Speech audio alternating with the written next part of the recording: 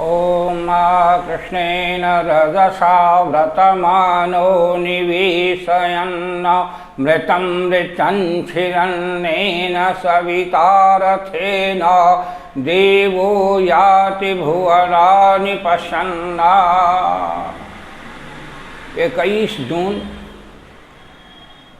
इस वर्ष आषाढ़ कृष्ण अमावस्या रविवार मृगशिरा नक्षत्र और मिथुन राशि में चूड़ामणि योग सूर्य ग्रहण लग रहा है।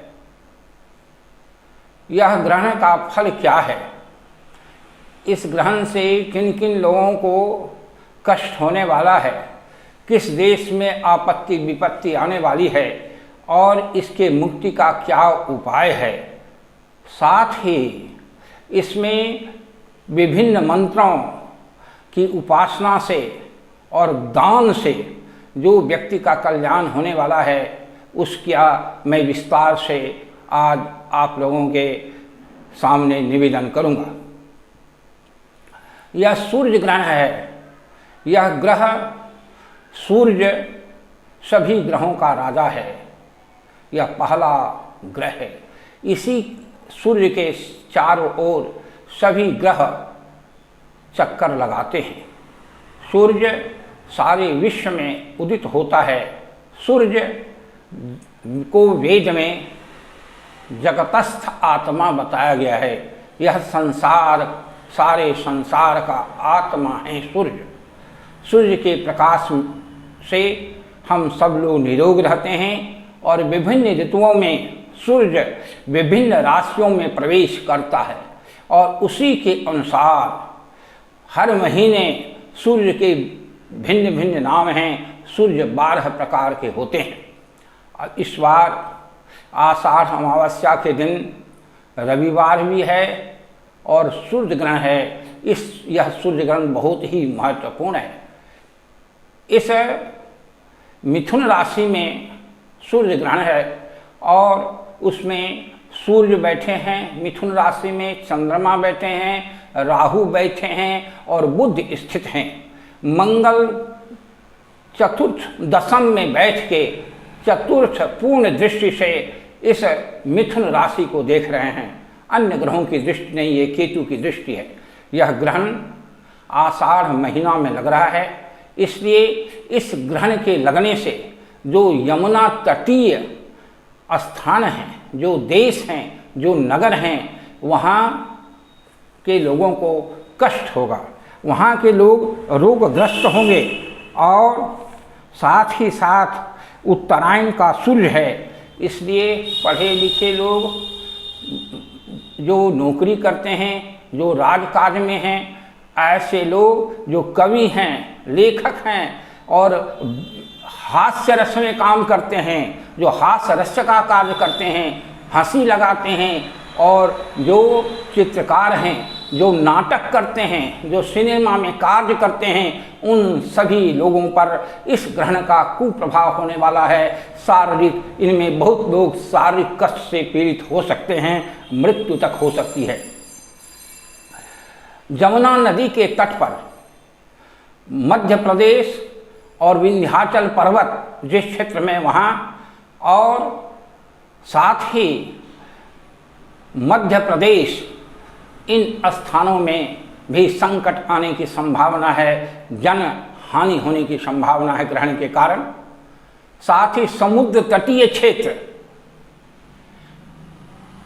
और नदी जहाँ है वह क्षेत्र जल संकट के कारण वहाँ बाढ़ आएगी। क्यों कि लिखा हुआ है कि सलिल जल से जो है, जिस राशि में हो रहा है वह सलिल से जल से जो है कष्ट हो। मिथुन राशि वायु तत्व की राशि है, इसलिए आंधी, ओलावृष्टि, इन सब से भी जान माल को हानि होने की संभावना है। इसमें राजा और राजा के जो मंत्री हैं उन लोगों को भी कष्ट होने की संभावना है। राजच्युत, राजभंग और इस प्रकार के उत्पात के प्रबल योग बनते हैं। यह जो कोरोना महामारी है यह सूर्य चंद्रमा और शनि ग्रह के कारण है।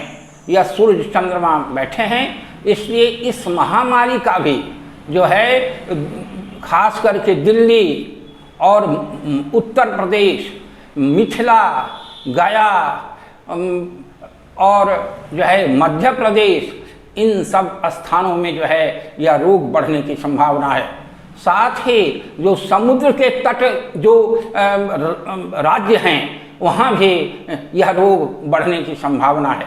यह रोग की स्थिति है, इसके शांति के भी उपाय वराह मिहिर जी ने बताया है। वराह मिहिर जी ने कहा इसके शांति के अनेक उपाय हैं और यह सारे योग जो मैं बता रहा हूँ आचार्य वराह मिहिर के श्लोक हैं, मंत्र हैं, उसी से यह सारे फलादेश किए गए हैं। यह जो है गंगा यमुना का जो देश है, नेपाल, पूर्वी समुद्र, सोन नदी के राजा मंत्री और सैनिकों का लगता है इन क्षेत्रों में लड़ाई की संभावना है, इससे इन लोगों के नाश की संभावना है।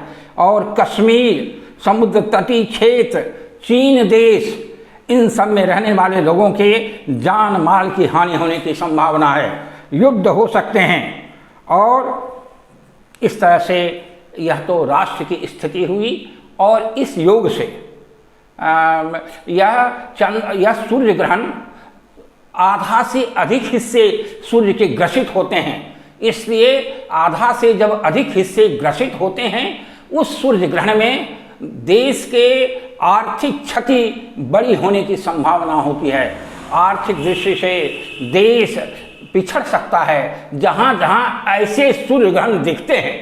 साथ ही विश्व का जो धनवान देश है वहाँ भी आर्थिक स्थिति कमजोर हो सकती है। विभिन्न राशि वाले के लिए मेष, सिंह, कन्या और मकर, इस राशि वाले के लिए शुभ फल है। वृक्ष, मिथुन, तुला, धनु, कुंभ और मीन राशि वाले के लिए अशुभ फल है। वृश्चिक राशि वाले लोगों के लिए मृत्यु तुल्य कष्ट की संभावना है। इस यहाँ खास करके गायत्री मंत्र के जप करने से, ओम घृणी सूर्याय नमः, इसका जप करने से और गंगा में या किसी नदी में खड़े होकर के हृदय तक, पूरा मुंह हृदय तक जल में डूबा रहे और पूरा अभिमुख हो करके और हाथ को इस प्रकार से करके जो गायत्री मंत्र जपेंगे, इससे देश का कल्याण होगा और जो सूर्य ग्रहण से होने वाले विपदा हैं वो दूर हो जाएंगे। गेहूं और गुड़, गेहूं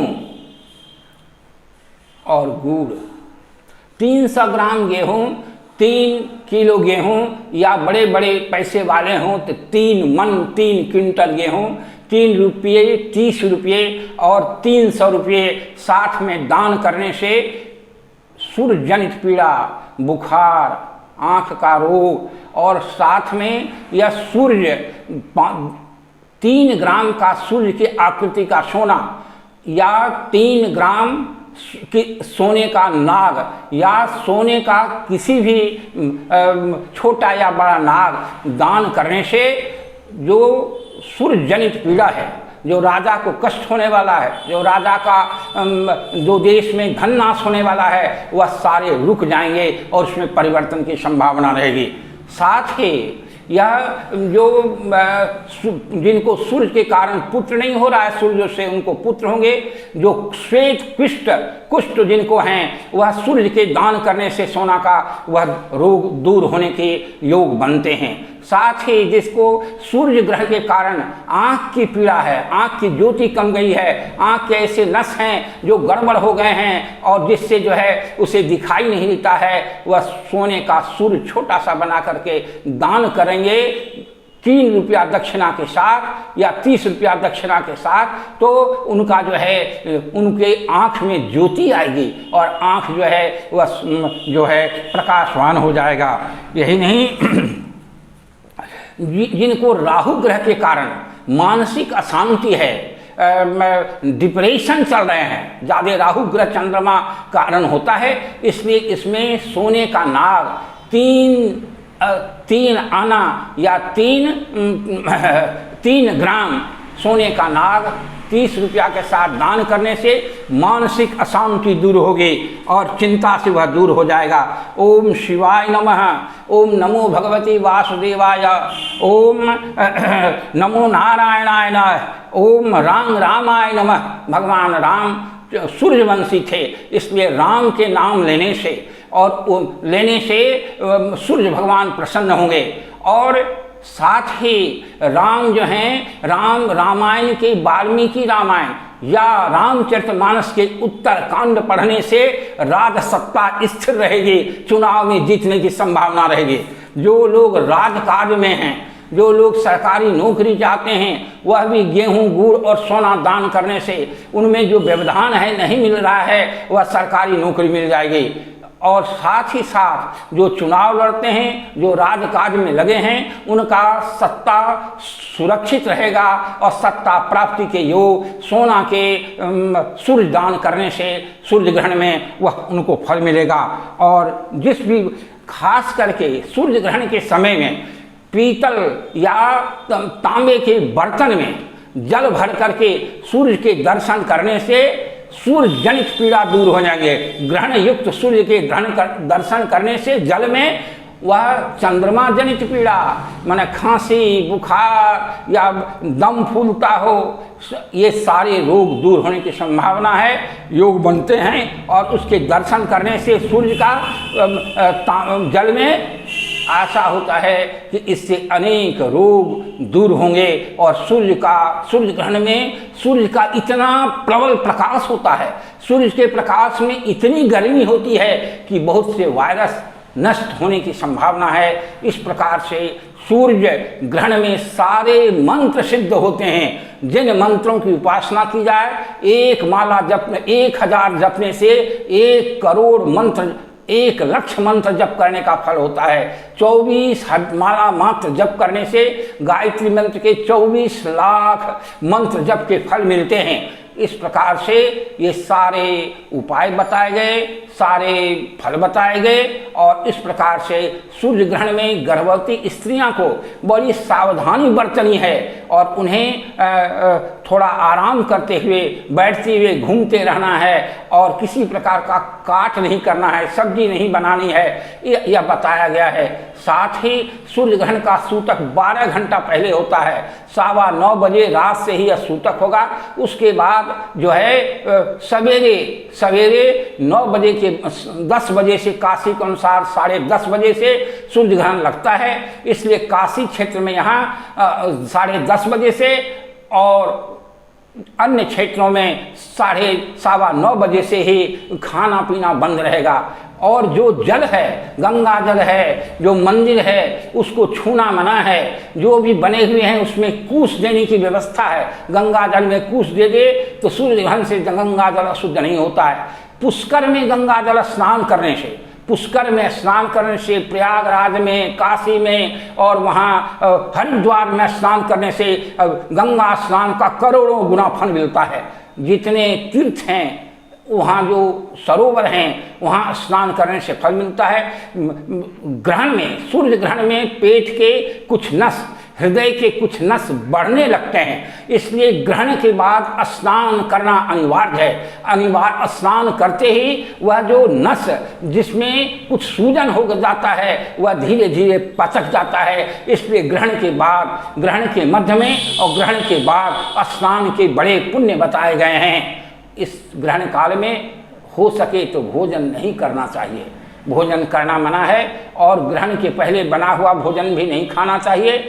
3 बजे 2 बजे बनारस के अनुसार जो ग्रहण समाप्त होगा, उसके बाद भोजन बना के भोजन करें। देवताओं को स्पर्श करना मना है, मंदिर में जाके पूजा करना मना है। इससे देवताओं की प्राण प्रतिष्ठा शक्ति नष्ट हो जाती है। इसलिए सूर्य ग्रहण में मूर्ति, अपने घर के भी देवी देवता का स्पर्श नहीं करना चाहिए। जितना भगवान का भजन हो, हरे कृष्ण कृष्ण कृष्ण हरे हरे, हरे राम राम राम हरे हरे। ओम नमो भगवते वासुदेवाय।